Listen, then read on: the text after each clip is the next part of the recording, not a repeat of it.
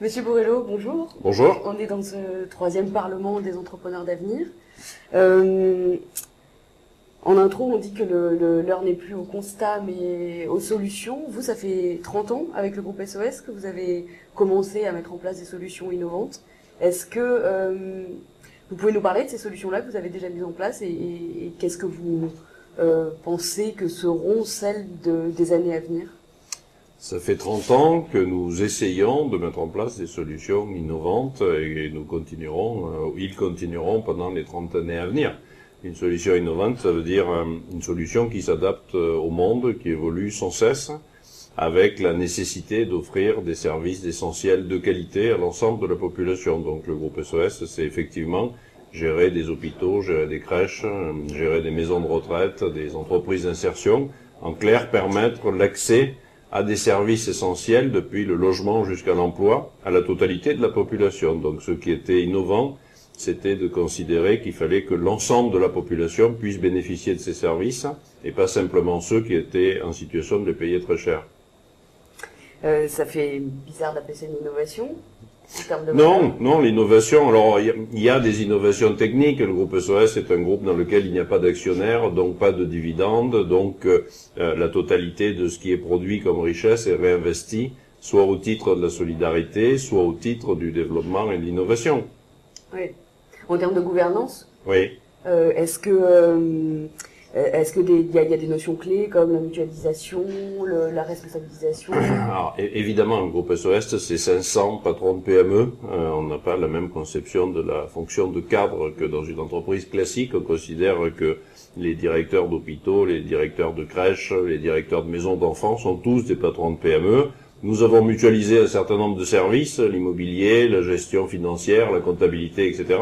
Mais surtout, nous avons imaginé un dispositif qui crée de la richesse et qui la met au service de l'intérêt général et qui ne prend pas de la richesse pour la distribuer à un petit nombre de personnes. Donc, sans doute que ça, c'était économiquement innovant par rapport à des entreprises classiques. Aujourd'hui, le sujet majeur, c'est de mélanger nos savoir-faire avec ceux de la puissance publique et des grandes entreprises privées lucratives pour qu'ensemble, on puisse co-construire un avenir plus intéressant.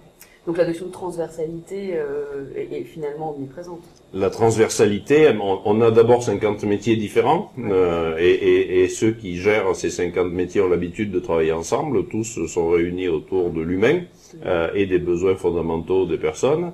Ensuite, on a pris l'habitude de travailler avec la puissance publique, évidemment, et avec les grandes entreprises privées. On travaille de manière extrêmement proche avec Renault sur la mobilité, avec Danone sur la nutrition, avec des grandes entreprises avec lesquelles on a de vrais projets, 3M sur l'amélioration des soins dans un certain nombre de nos établissements.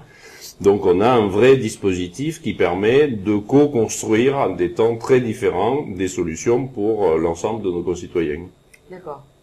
L'avenir du groupe SOS, l'ouverture à l'international Alors l'avenir, c'est effectivement en ce moment la présence dans 30 ou 40 pays nouveaux, donc des sollicitations fortes, à la fois dans des pays classiques dans lesquels on fait de la coopération classique, donc particulièrement les pays du Sud évidemment, où on fait de la formation sur la santé, etc. avec Santé Sud, et aussi dans des pays un peu différents, puisque nous accompagnons la mairie de Séoul, nous accompagnons le Luxembourg, nous sommes présents aux États-Unis, on est présent aujourd'hui en Argentine, donc des pays qui sont en train d'essayer de travailler autour de cette notion de social business. On a de gros projets au Maroc, où on développe toute une série d'offres de soins qui n'existaient pas jusque-là, avec la même logique, pas de subvention, une logique économique, une création de richesse. La création de richesse est réinvestie totalement dans le pays dans lequel nous intervenons, donc une logique assez différente d'une multinationale classique. Mais là aussi, nous réussirons à travailler avec des grands groupes multinationaux, parce que je pense que l'heure est venue de changer les pratiques des uns et des autres. Oui.